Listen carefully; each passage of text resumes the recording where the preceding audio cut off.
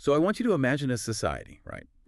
But it has, like, the most perfect mathematically fair constitution ever written. Oh, totally flawless. Right, like the courts are completely unbiased, the laws are just mathematically perfect, the economic system is perfectly balanced. Sounds like a utopia. Yeah, but here's the catch. The moment a genuine crisis hits, a war, a depression, a pandemic, whatever, the entire country immediately descends into violent civil war. Just completely falls apart. Exactly. And you have to ask, well, why? And it's because the architects of this perfect society forgot one completely irrational, unquantifiable, and, fundamentally messy ingredient. Which is love. Love, yeah. It's really the ultimate blind spot in modern political engineering. I mean, we treat building a society like assembling a clock. Right, just putting the gears in place. Exactly. We assume if the gears, the laws and the institutions are placed correctly, the machine will just tick along forever on its own. Which brings us to the mission of today's deep dive. We are taking a sweeping, really profound look at Martha C. Nussbaum's landmark book, Political Emotions: Why Love Matters for Justice. It is such an important text. It really is. And if you are listening to this right now, maybe on your commute or, walking your dog, I want you to just think about how you interact with your own government. Yeah, most of us have a very dry relationship with it. Right. We often think of good citizenship as this cold, rational transaction. You pay your taxes, you stop at the red lights, you cast your ballot, and you go home. That's the clock ticking. Exactly. But today, we're going to explore why that purely rational, transactional view of democracy is, it's not just wrong. It is actually dangerously incomplete. Because the foundational argument we are unpacking today is that a decent, liberal society, I mean, one that actually aspires to justice, equality, and the inclusion of marginalized people, it just cannot survive on dry principles alone. It needs something more. Desperately. It needs strong, actively cultivated public emotions to sustain those goals. A society needs love, it needs compassion, and a deeply felt emotional commitment to its ideals. Otherwise, it shatters under pressure. Right. If it has any hope of surviving times of immense stress, those emotions have to be there. Okay, I hear that, but I have to be honest. The moment you say the government needs to, cultivate our emotions and make us love its ideals, massive alarm bells start going off in my head. Oh, for sure. It sounds very 1984. Yeah. It's like a terrifying overreach. I mean, How does a free society cultivate these deep emotional commitments without crossing the line into a coercive, brainwashing dictatorship? It's a very fine line. Because if the state is managing my feelings, am I really free? And that tension right there, that is the central tightrope we are going to walk throughout this entire conversation. How do you balance love and liberty? Because you need both. Right. Every political project, good or bad, requires emotional energy to survive. The crucial difference lies in the mechanism.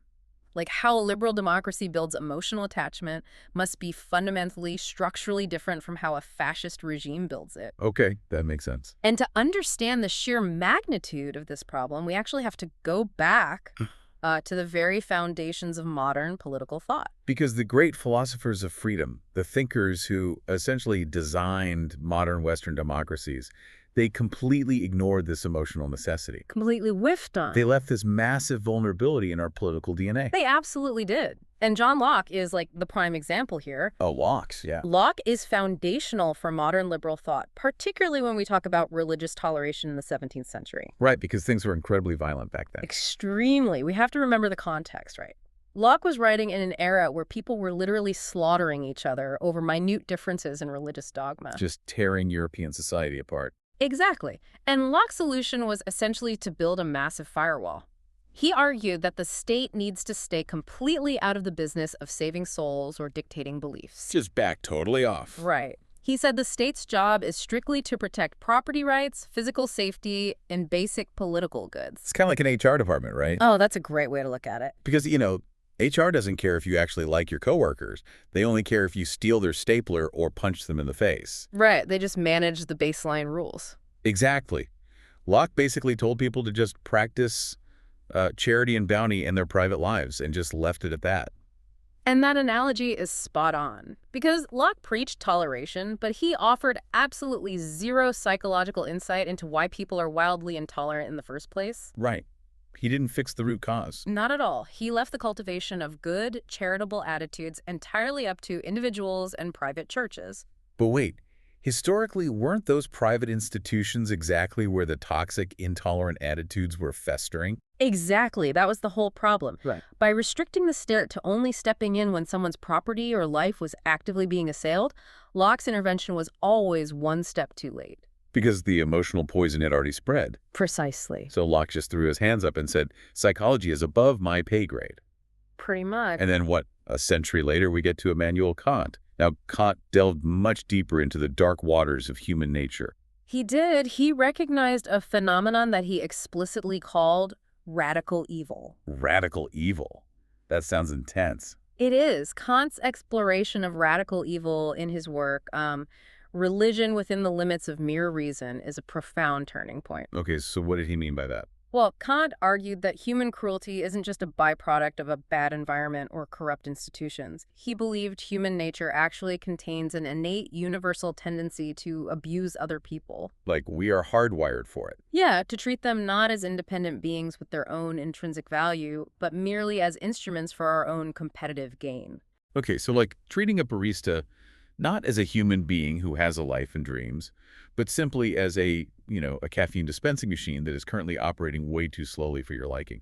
That is exactly it. That envious, competitive, striving to place ourselves above others is what Kant identified as the root of this evil. Wow. Okay, so he sees the problem clearly. Yes, but what makes Kant's perspective so tragic is that even after identifying this deep, terrifying psychological flaw in humanity, he still believed the state's hands were completely tied. Wait, really? He sees the flaw but says the government can't fix it. Right, because Kant was fiercely committed to human autonomy. He believed that forcing someone to be good inherently strips the moral value from their action. I mean, I guess that makes philosophical sense. To him, to use the power of the state to shape a citizen's psychology would violently violate their fundamental freedoms of speech and association. So basically the cure would be worse than the disease. In Kant's view, absolutely. He thought the most the government could do was perhaps offer some financial subsidies to scholars writing books on rational religion. Wait, really? That's his solution? Yeah. He believed citizens had an ethical duty to voluntarily join private ethical communities to strengthen their good tendencies, but the state could never, ever compel them. Which is not exactly a rousing defense mechanism for a fragile society. Here's a government grant. Please write a pamphlet on why we shouldn't destroy each other. Yeah, it's pretty tepid. It feels incredibly naive. It does. But we have to understand, Kant was reacting directly to the terrifying ideas of his predecessor, Jean-Jacques Rousseau. Oh, right, Rousseau. Rousseau, unlike Locke or Kant, completely understood the assignment. Rousseau looked at society and basically said, a constitution is just a piece of paper. Which is true. Right. Right. He said, without strong sentiments of sociability, it is impossible to be a good citizen. He knew that people need to be emotionally motivated to sacrifice for the common good. But wasn't Rousseau's blueprint for creating those sentiments like the stuff of totalitarian nightmares? Absolutely. It was terrifying. Rousseau advocated for a highly coercive civil religion. What does that even mean in practice? It means he believed the state had to mandate a specific set of emotional and religious commitments. And if you didn't conform? Rousseau suggested censorship, banishment, and in some cases, the actual death penalty. The death penalty for not having the right feeling. Yes, he wanted to force people to be cohesive.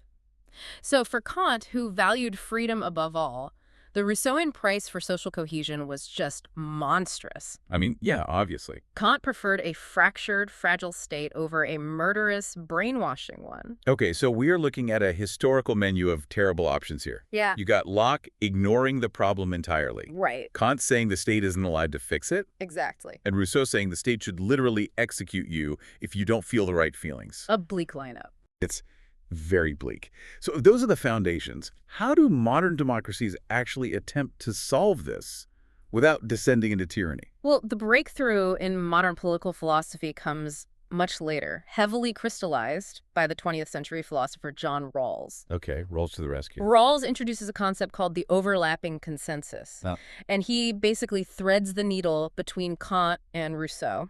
How does he do that? Rawls argues that a liberal state absolutely should not enforce a comprehensive religious or philosophical doctrine. So no state religions. Right.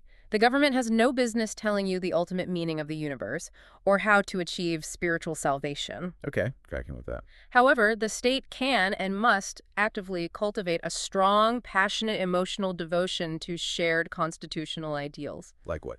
Things like racial equality, the equal worth of all citizens, and the protection of basic liberties. Okay, I have to push back hard here. Go for it.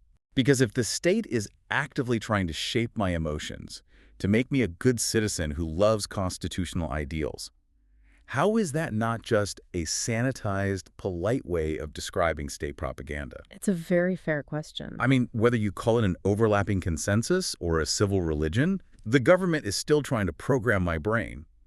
Where is the line between healthy patriotism and indoctrination? That is the most vital question you could ask. And the answer, and I'm just reporting how Nussbaum outlines this, is the absolute cornerstone of a free society. It is a robustly critical public culture. A critical public culture. Yes. The safeguard against brainwashing is the intentional, fierce protection of dissent. Okay, explain that.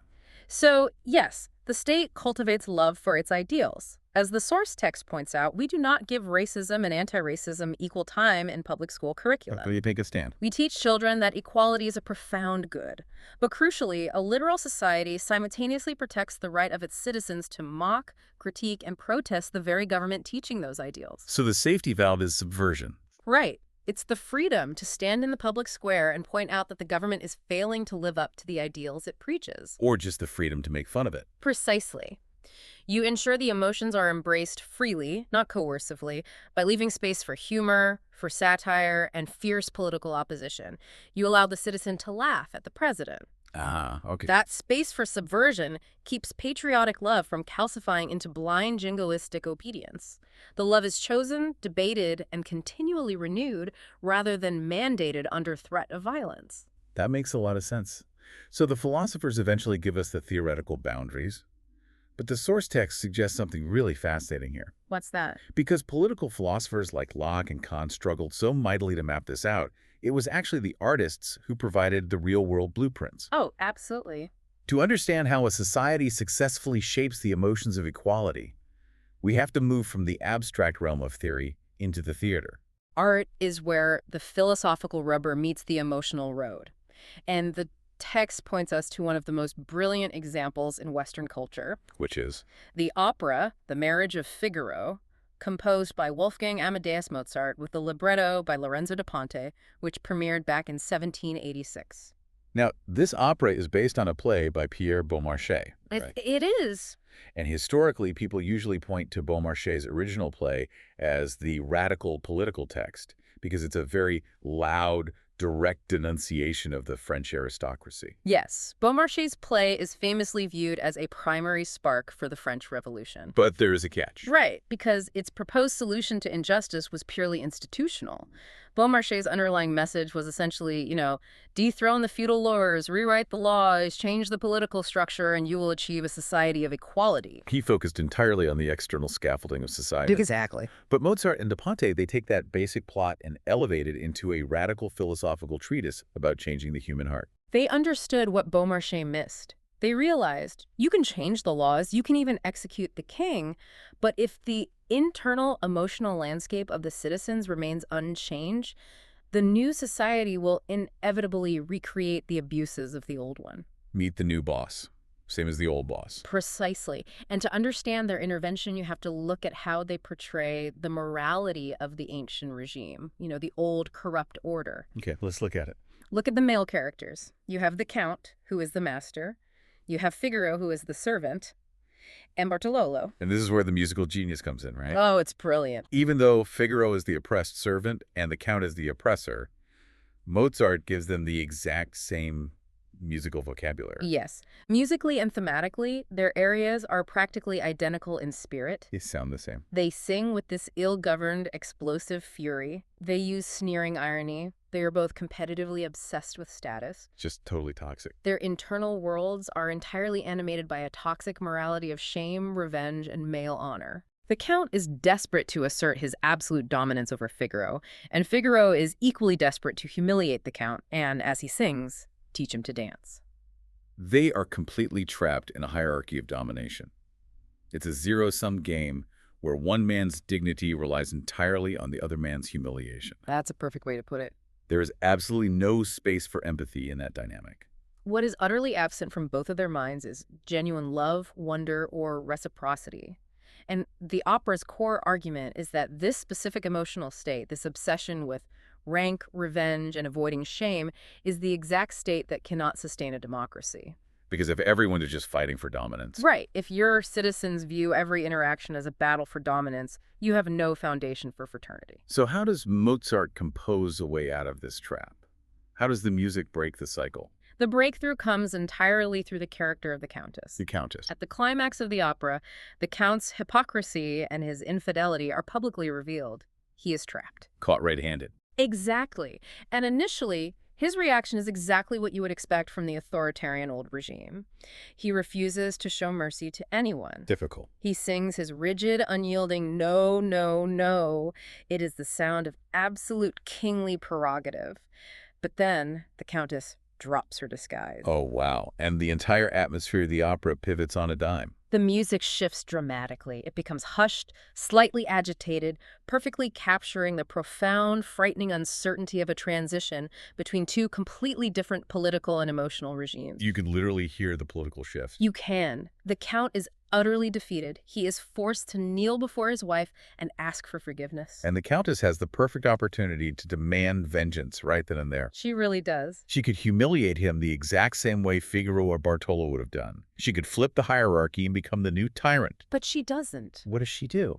Instead, she sings a musical phrase that arcs gently, beautifully upward. She sings, "I am nicer and I say yes." In Italian, it's più docile, io sono, e dico di sì. I am nicer and I say yes.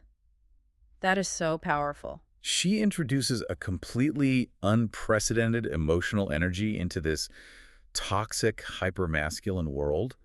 It is gentle, reciprocal, and crucially feminine. It's a total reset. She demonstrates an attitude that prioritizes love, understanding, and shared humanity over rigid rules and the demand for absolute control. And the source material calls this the birth of the cherubic citizen, right? Yes. Named after the young, impulsive character, Cherubino. It's this vision of a citizen who is playful, slightly mischievous, deeply loving, and who embraces the messy reality of human flaw without demanding pristine perfection. And the musical resolution is breathtaking. Immediately after the Countess sings her gentle yes, the entire assembled cast repeats her exact phrase. Like an echo. It sounds like a solemn, unified chorale. For that brief moment, there's a total absence of hierarchy. You have masters and servants singing with one voice. Oh, I love that. And then they burst into a dizzying, ecstatic, joyful celebration. The opera posits that a true democratic society requires this specific emotional foundation, which is A willingness to say yes to each other's flawed, vulnerable humanity. Mozart is essentially telling us that a healthy democracy shouldn't sound like a rigid military march.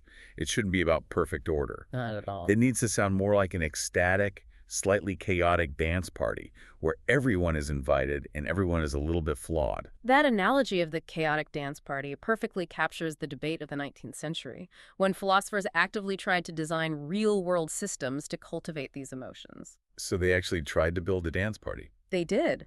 The French philosopher Auguste Comte, for example, took the idea of building a secular civil religion incredibly literally. Right, Comte tried to create an actual religion of humanity to replace traditional Catholicism. He did, but he completely missed the necessity of the chaotic dance party. Comte's system was the definition of obsessive rigidity. How rigid are we talking? He designed an incredibly detailed calendar featuring secular saints. He prescribed exact daily rituals, specific hand gestures, and strict behavioral codes meant to govern every single aspect of citizens' lives from infancy to death. That sounds exhausting. All to instill a feeling of comprehensive altruism. But it sounds suffocating. It's exactly the kind of coercive homogeneity that Rousseau dreamed of and Kant was terrified by. It was a bureaucratic nightmare.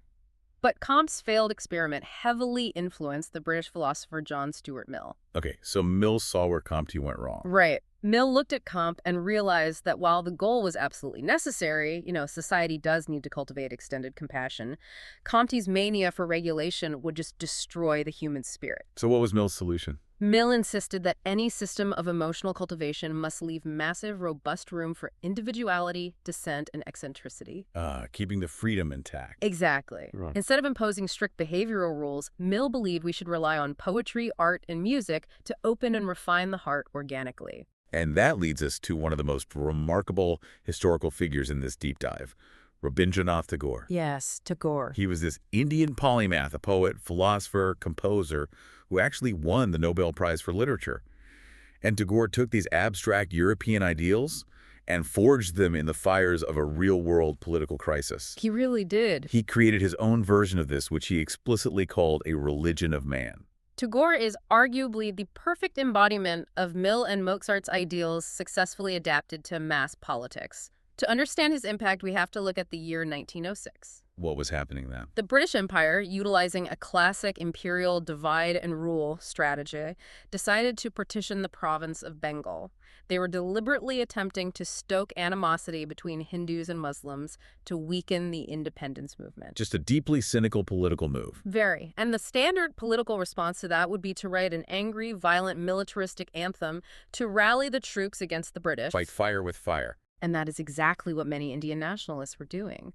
They were adopting the aggressive, warlike nationalism of their European colonizers. But Tagore didn't do that. No, Tagore recognized that fighting toxic imperialism with toxic nationalism would just poison the soul of a future independent India. So what did he write? In protest of the partition, he wrote a song called Amar Sonar Bangla, which translates to My Bengal of Gold. And musically, it was the furthest thing from a military march. Completely different. He deliberately modeled the song on the folk music of the Baul singers. For the listener who might not be familiar, who are the Bauls? The Bauls are a group of itinerant, syncretic, mystic musicians in Bengal. Their traditions blend elements of Sufi Islam and Vaishnava Hinduism. Okay. They are famous for their ecstatic, unconventional, and highly emotional approach to religion, focusing intensely on the physical body and the joy of divine love. So Tagore uses this sensuous, joyful love of the local landscape to foster an inclusive, anti-imperialist patriotism. He doesn't sing about crushing enemies. He imagines the nation itself as a beautiful, inviting lover. He invited his fellow citizens, Hindu and Muslim alike, to experience a passionate, almost erotic delight in the natural beauty of an undivided Bengal. That's a profound shift. If you listen to the music, it isn't a march. It is a slow, measured, incredibly seductive dance. Like the chaotic dance party? Exactly. Yeah. By casting the representative citizen in this joyful, playful, almost androgynous light, Tagore completely subverted the violent hierarchical masculinity of the British Empire. Wow. He fostered a public emotion that was culturally hyper-specific and deeply moving, yet universally inclusive. And the resonance of that choice is undeniable. Because today, Amar Sonar Bangla is the national anthem of Bangladesh. It is. It's just a stunning achievement. Tagore took the raw, chaotic, emotional power of local folk tradition and pointed it directly at the goal of universal justice. He did exactly what Mill and Mozart were theorizing. But, this brings up a crucial biological question. If artists like Mozart and Tagore show us the ideal emotions for a society, we need to know if humanity is actually capable of sustaining them. Right, the reality check. We need to look under the psychological hood. Are we naturally compassionate creatures who can participate in this dance? Or are we inherently cruel, selfish animals that need to be beaten into submission by civilization? To answer that, the source text takes us deep into the psychology of justice, starting with our evolutionary heritage. Okay, let's get into the science. For centuries, Western thought operated on the assumption that humans were either blank slates or uniquely selfish beasts, and that all morality had to be artificially imposed from the outside. But modern primatologists, particularly researchers like Frans de Waal, have completely upended that assumption. De Waal's extensive research with chimpanzees, elephants, and dogs proves that true emotional contagion and altruism exists deep within the animal kingdom. So it's not just a human invention. Not at all. De Waal uses a brilliant metaphor to explain how empathy works biologically. He compares it to a series of nested Russian dolls. Let's unpack that analogy for the listener. So the innermost doll, the core of the instinct, is simple emotional contagion. Like babies crying. Exactly. If one infant in a nursery starts crying, the other infants immediately start crying. They don't know why they're crying, but the emotion spreads instantly. It's just hardwired. That's the hardwired biological baseline. The outer dolls represent increasingly complex cognitive layers of compassion. Give me an example of the outer dolls. For example, chimpanzees display targeted helping. If a young chimp loses a fight and is distressed, an older chimp won't just blindly panic. They will walk over, put an arm around the loser, and offer specific, targeted consolation. So empathy isn't an artificial human invention. It is literally in our DNA. We share these evolutionary roots with other mammals. We are wired to care. We are, but that introduces a terrifying paradox. Which is? If we are naturally biologically empathetic, why does human history look the way it does? Right. Why all the wars and oppression? Exactly. Why do humans systematically oppress, enslave, and stigmatize entire categories of other humans? You don't see elephants operating slave labor camps. You definitely do not. You don't see chimpanzees creating rigid caste systems based on ancestry. So what went wrong with humans? The text identifies this unique psychological deformity, right? It calls it anthropodenial. Yes, anthropodenial. We have this bizarre, deeply unsettling psychological quirk where we feel profound, projective disgust toward our own animal nature. Disgust toward ourselves. Humans suffer from a severe cognitive dissonance. Unlike animals who simply accept their physical reality, humans are uniquely aware of their own mortality. We know we're going to die. Right. We try to pretend we are apprentice angels, pure, rational spirits, temporarily trapped in meat suits. Meat suits is a gross way to put it, but accurate. We are horrified by the fact that our bodies excrete waste, that they sweat, that they decay, that they are sticky and smelly, and ultimately that they die. We hate being biological. We really do. And because we cannot escape our own bodies, we take that profound horror and disgust and we project it outward onto marginalized groups. It is the psychological engine of stigma. We create social hierarchies to protect our fragile illusion of being above nature. So we push onto others to feel clean. Dominant groups will historically label marginalized people, whether based on race, class, or caste, as dirty, impure, hypersexual, or animalistic. We force them to bear the burden of our biology. We force certain groups to handle the literal waste of society, cleaning the sewers, burying the dead, and then we deem them fundamentally polluted. We systematically oppress other human beings simply to maintain the fiction of our own angelic purity. That is incredibly dark. We hate our own biological reality so much that we oppress others just to feel functionally superior to our own bodily functions. That's tragic. But the text argues there is an even deeper, more insidious psychological challenge that brings us all the way back to Kant's concept of radical evil. Yes, the root of the need for domination. Right, why do we have this constant anxious need to dominate others? To understand the origin of dictatorships, we actually have to look at the nursery. This is the nursery. Yes. The psychoanalyst Donald Winnicott traces the origin of our anxious competitiveness back to the absolute terrifying helplessness of human infancy. Okay, if you have a toddler at home, pay close attention to this part. Are we saying that the darkest political evils, oppression, tyranny, endless wars, all fundamentally stem from the fact that we were born as helpless babies who wanted to play God with our parents? In a very profound structural sense, yes. Human babies are born uniquely helpless compared to almost every other mammal. True, a horse can walk in an hour. Exactly. A newborn human cannot feed itself, move, or regulate its own temperature. To cope with the terror of this complete vulnerability, the infant develops a narcissistic defense mechanism. The illusion of absolute control. In the infant's mind, they are the omnipotent center of the universe. When they feel hunger, they cry, and magically a breast or a bottle appears. So they think they conjured it. They do not view the parent as a separate human being with their own needs. They view the caregiver merely as an extension of their own will. Essentially, a slave. So the baby is basically a tiny, terrifying tyrant. Exactly.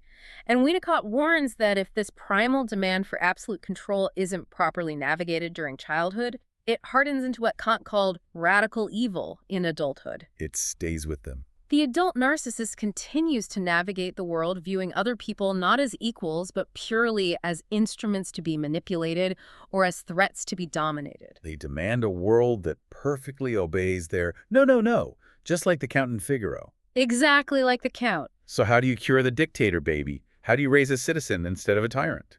Winnicott's proposed solution centers on play and what he terms subtle interplay. Subtle interplay. For healthy psychological development to occur, the primary caregiver must gradually and inevitably fail to meet the infant's demands perfectly. Oh, so you have to let them be frustrated. The bottle is delayed. The parent is tired. In those moments of frustration, the child is forced to confront reality and tolerate their lack of absolute control. They realize they aren't God. And crucially, in the transitional space between the child's demand and reality, imagination and play are born. Because if you can't magically control the world, you have to learn to negotiate with it. Precisely. Through imaginative play, the child learns to interact with the caregiver not as a subservient tool, but as a separate, equal, and unpredictable human being. They learn that other people exist. They learn the joy of mutual responsiveness. They learn trust, surprise, and reciprocity. That maps perfectly onto the cherubic citizen we talked about with Mozart. It really does. The ability to engage in playful, imaginative reciprocity instead of demanding absolute dictatorial control. They are the exact same concept, applied at different scales. True democratic concern, a genuine commitment to justice, only develops when a critical mass of citizens overcomes their infant narcissism. And learns to tolerate their inherent vulnerability in the presence of others. Adam. Okay, so let's scale this up.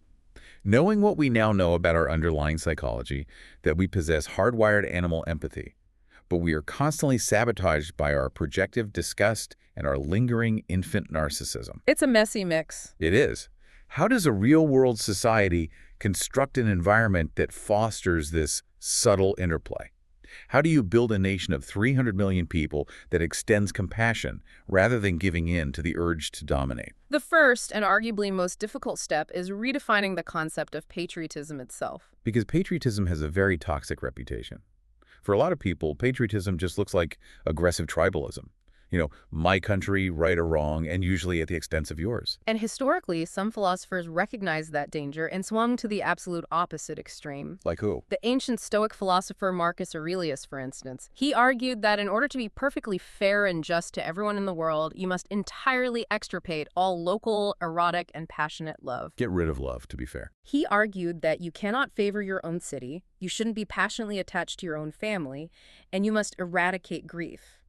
He believed you must detach completely to achieve pure, impartial, global justice. Which is a completely sociopathic way to live. It's very cold. If you demand that people stop loving their own children in their own hometowns, you aren't going to create a utopia of global philanthropists.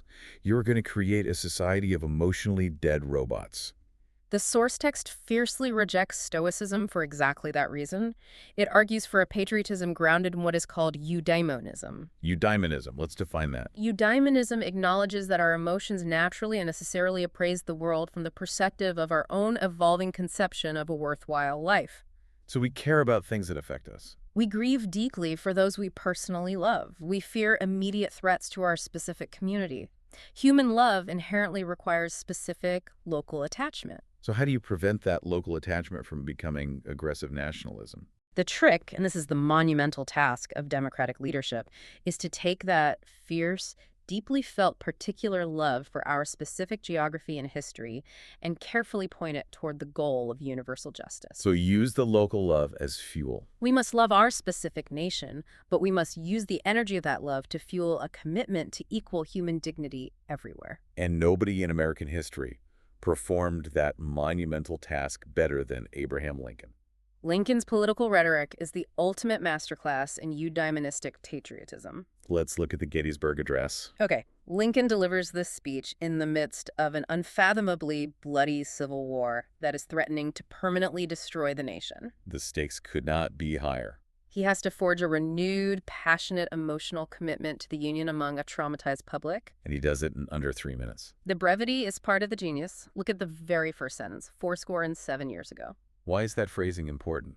That phrasing has a deep, specific biblical resonance for his audience. Psalm 90 gives 80 years as the outer limit of a human lifespan. Oh, wow.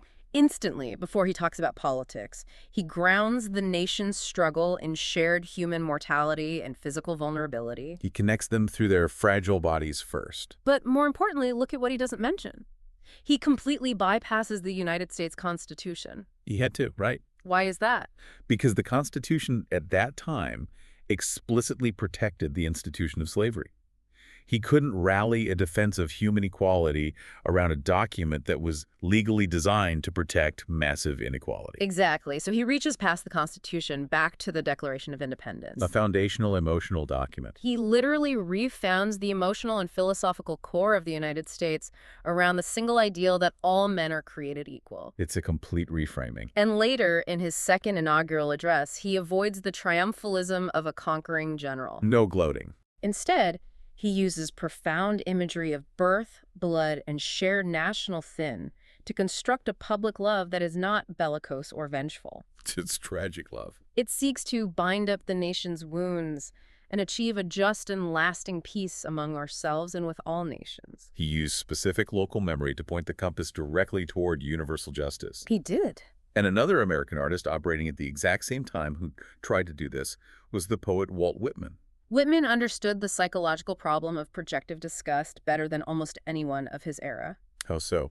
He looked at a fractured America and saw how the nation projected its bodily disgust onto African Americans, women, and homosexuals to justify slavery and extreme marginalization. He saw the antipodean. His artistic solution was revolutionary. He wrote poetry that explicitly eroticized, celebrated, and beautified the diverse American landscape and the physical human body itself. He forced his readers to look at the things they were taught to be ashamed of and see them as holy. Yes, in his beautiful poem, Mourning the Assassination of Lincoln, When Lilacs Last in the Dooryard Bloomed, he writes these incredibly sensuous, sweeping descriptions of Manhattan, the sprawling prairies, and the excellent sun so calm and haughty. He is literally making people fall in love with the physical space. He was desperately trying to heal the psychological split in the nation's soul by making the physical body the messy, sweating, animal reality of being a human being, something to be loved and celebrated, not hidden in shame. The logic there is just profound. If you can learn to truly love and accept the human body, you cannot enslave it. That was his ultimate goal. That is so powerful. Yeah. So we use soaring rhetoric and sensuous poetry to build the public heart.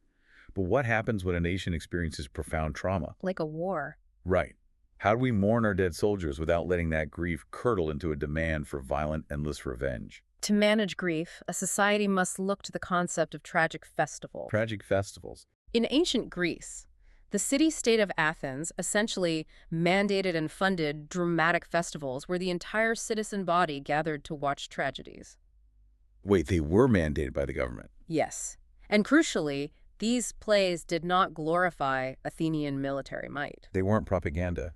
No, they focused relentlessly on universal human vulnerability, on the horrific, lingering costs of war, and on the terrifying reality that even the greatest heroes can be destroyed by fate and forces beyond their control. Watching those tragedies together burst the bubble of infant narcissism. It forced the entire city to collectively admit that they were not in absolute control of the universe. It forced them into a shared egalitarian experience of compassion. And the text draws a direct, brilliant parallel between those ancient Greek tragic festivals and modern memorials. Specifically, Maya Lin's revolutionary design for the Vietnam Veterans Memorial in Washington, D.C. Walk the listener through why that design was so controversial at first and why it is so effective. Because traditional war memorials are usually very vainglorious. They are very heroic. Right, they usually feature a muscular hero on a horse, towering high above the viewer, insisting on a narrative of unquestioned triumph, moral purity, and aggressive nationalism. Maya Lin's design fundamentally rejected that premise. It is a profound, modern, tragic festival. First, it is a descending cut into the earth. As you walk along it, you physically descend into the landscape. You're going down into the grief. It is a massive V-shaped wall of black granite, listing the names of the dead not by rank or alphabet, but chronologically by the date they died. It refuses to offer the visitor a simple, comforting narrative of triumph. It is radically anti-hierarchical. Generals and teenage enlisted men are listed together, side by side, united entirely by their shared mortality. No one is better than anyone else in death. And the most psychologically vital element is the material itself. The black granite is highly polished. It's a mirror. It is. So instead of telling the visitor what they're supposed to feel by showing them a bronze statue of a guy looking brave, the Vietnam Wall acts as a literal and emotional mirror. When you walk up to find a name, you physically cannot avoid seeing your own face reflected in the stone behind the letters. It forces you to actively participate in the grief. It's an active emotional exercise, not a passive one. That is just brilliant architecture. It invites egalitarian mourning. It asks a citizen to reflect on the staggering individual cost of the war, making them a tragic spectator capable of extended, nuanced compassion rather than a jingoistic supporter of blind state violence. Okay, so we've seen the tools. We've got Lincoln's rhetoric, Whitman's poetry, and Milan's architecture. We know how a society can build compassion. But there's a massive warning here. Right. The deep dive issues a warning. Even with the best architecture and the most inspiring speeches, human nature contains specific, toxic emotions that actively seek to destroy this compassion. They are constantly working against us. If we want a liberal society to survive the long haul, we have to strategically identify and manage three distinct enemies of compassion: fear, envy, and shame. These are the biological saboteurs of democracy. Let's take them one by one. And we must start with fear, because fear is biologically deeply rooted, and its primary psychological effect is profound narcissism. Because when you are truly terrified, you don't care about the common good. Not at all. When an animal or a human is truly afraid, their circle of concern immediately and violently narrows entirely to themselves and their most immediate loved ones. It's pure survival mode. You become psychologically incapable of focusing on the abstract needs of the marginalized.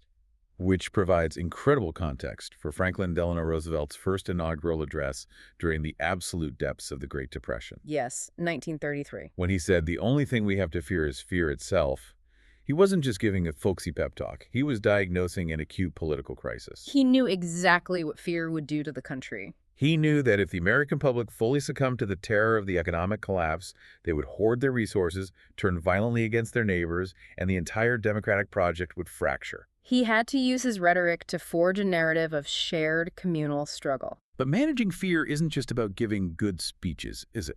No, it's also about how we literally build the physical world around us. Architecture again. The architecture of a city can either manage fear or intentionally exacerbate it. To see fear-based architecture, look at Imperial New Delhi, designed by the British architects Lutyens and Baker. What did that look like? They designed a city specifically to project massive imperial dominance and induce awe and submission in the colonized population. How do you build intimidation? The avenues were impossibly wide and empty. The government buildings loomed over the landscape. It was designed to maintain a physical and psychological distance between the rulers and the ruled. So you constantly feel small and vulnerable. It was an isolating, intimidating, inherently fearful design. You contrast that terrifying imperial scale with attempts in cities like Chicago. Yes. The text mentions the Midway Plaisance and the broader design of urban public parks in the United States. Good urban design deliberately tries to create spaces where different socioeconomic classes naturally overlap. Mixing the classes. Right. Even if those spaces are flawed or imperfect, the fundamental goal is to get people out of their isolated, fearful fortresses and get them mingling with strangers in a safe, beautiful environment. Because when you share a physical public space, when you watch a concert in the park, or your kids play on the same playground, you subconsciously realize that the other is not a physical threat. Systemic fear dissipates in the face of familiar, shared humanity. Exactly. It makes total sense. Fear is like a harsh, bitter winter that makes us huddle alone in our own private, locked fortresses. That's a great analogy. And good urban design, like a vibrant public park, is the communal campfire that melts that fear and forces us to recognize each other's faces. That leads us directly to the second enemy of compassion, which often arises right after fear subsides. Envy. Envy. And we need to be precise here. Envy is fundamentally different from jealousy. How so? Jealousy is simply wanting what someone else has. You want a nice car because your neighbor has a nice car. Pretty harmless. Envy is much darker. Envy is the malicious, corrosive desire to tear others down, to spoil what they have simply because they have it. You want to destroy their car. Exactly. And it is almost always born from deep structural inequality.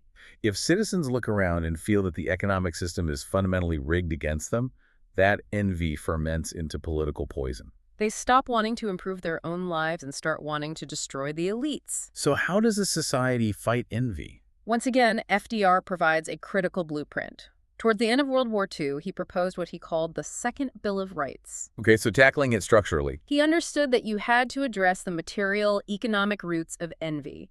His proposal aimed to guarantee basic material security for all citizens. The fundamental right to a job, housing, that kind of thing? Yes, a job, decent housing, medical care, and a good education. If you eliminate the desperate, crushing inequality that leaves people with nothing to lose, you starve envy of its oxygen. So you fight envy with economic justice. That's the baseline. But the text also points out that you can fight envy culturally, specifically through comedy. Comedy is an incredibly potent weapon against envy. Tell me about Bill Malden. The text highlights Bill Malden, the legendary cartoonist who drew for the military newspaper Stars and Stripes during World War II.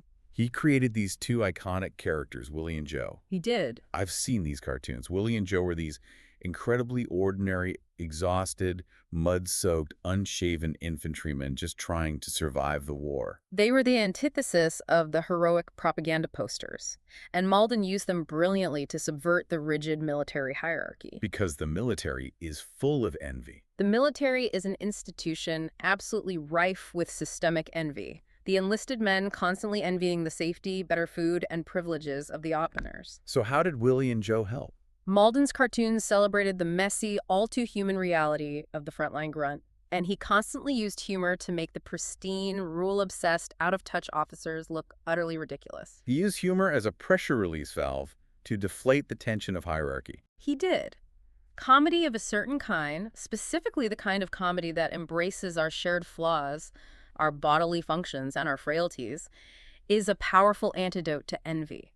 It levels the playing field. It essentially says to the audience, look, we are all a mess. The general puts his pants on one leg at a time, just like the private. Let's not take these artificial hierarchies so seriously. Which brings us to the third and final enemy of compassion, shame. Shame. We talked about this earlier with anthropodenial. Shame is what creates systemic stigma.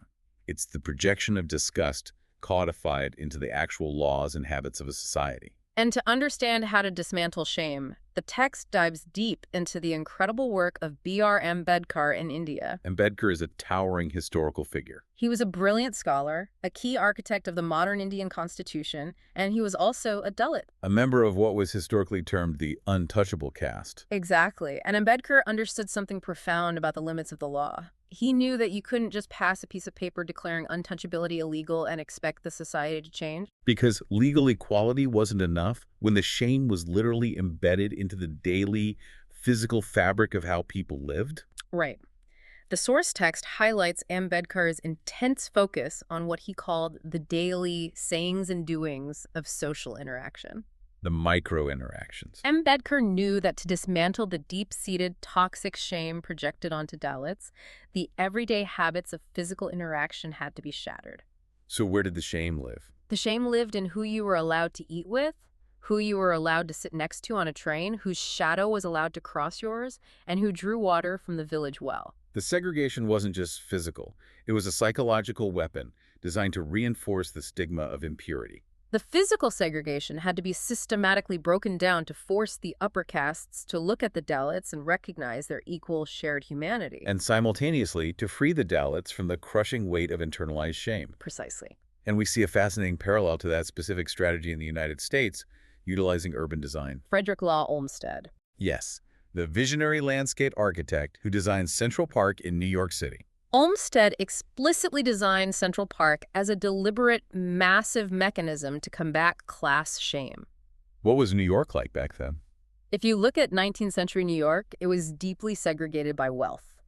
The poor had literally nowhere to go for recreation that wasn't squalid, crowded, or dangerous. And the rich. The rich completely sequestered themselves in private enclaves. So Olmsted created a radically egalitarian space. He built a beautiful, sprawling landscape in the center of the city where the wealthy carriage owner and the exhausted factory worker would literally cross paths on the same walking trails. The space belonged to everyone equally. Exactly. And simply by wandering freely together, observing each other, resting, playing, and enjoying nature, the physical segregation that breeds suspicion, disgust, and shame was steadily eroded. It forced the city to engage in the subtle interplay that Winnicott talked about. It forced them to share the world. Okay, we have covered an immense, staggering amount of ground today. We really have. We've gone from the religious wars of the 17th century to the psychology of infants to the architecture of public parks. Let's synthesize this overarching journey for the listener. The core thesis of everything we have discussed, drawing deeply from Nussbaum's analysis, is that a truly just society cannot survive as a mere legal contract. It is not enough to just draw up a blueprint of fair laws. A liberal democracy must be a deeply shared emotional project. If we want to sustain liberty, equality, and justice in the face of inevitable crises, we must actively cultivate what Mozart's opera showed us: cherubic citizenship. We have to embrace our messy, vulnerable animal nature rather than projecting disgust onto others. We have to consciously overcome our terrifying infant narcissism, that primal desire to dictate and control everyone around us. And we achieve that not through state coercion or brainwashing, but by utilizing art, architecture, music, and rhetoric to organically foster a playful, critical, and inclusive public love. We saw the blueprint in the Countess saying, "I am nicer, and I say yes." We saw it in Tagore's joyful, anti-imperialist songs. In Lincoln's tragic poetry of shared mortality, and in Maya Lin's reflective, egalitarian wall. The ultimate goal is to balance our fierce, particular love for our own homes, our own families, and our specific history with an unyielding, unbreakable commitment to universal human dignity. We use the local attachments we are wired for to leverage a universal justice. It is an incredibly delicate balance, but it is the only way a free society survives itself. It is profound. And it leaves me with a final provocative thought for everyone listening to mull over today. What's the thought? Well, we've established through Donald Winnicott that the capacity for true democratic justice requires the ability to engage in playful, imaginative, subtle interplay with others. We need spaces like Central Park to force us to mingle and realize we aren't in absolute control. Right. But look at the design of our modern digital public squares. Oh, wow. Applying these theories to the digital age is terrifying. Think about it. Are the social media platforms where we currently conduct the vast majority of our politics designed to foster the joyful, empathetic play of equals? Probably not. Do algorithms encourage us to look at a stranger and say, "I am nicer," and I say yes? I think we know the answer to that. Or are these platforms inadvertently, or perhaps intentionally, engineered to trigger the terrified, narcissistic dictator baby inside of us? They absolutely allow us to curate our feeds, to demand absolute control over a chaotic world. And they constantly feed us a highly optimized diet of projective disgust, status envy, and tribal fear. It strongly suggests that our digital architecture is currently doing the exact opposite of what Olmsted's Parks or Maya Lin's Memorial were explicitly designed to do. We are building machines of fear, envy, and shame. It really makes you reconsider the foundation we're building our future on. It really does.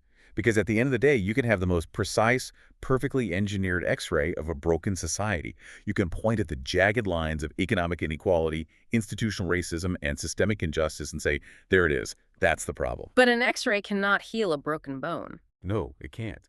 For that, you need the messy, organic, living tissue of human compassion to step in, embrace the vulnerability, and actually knit things back together.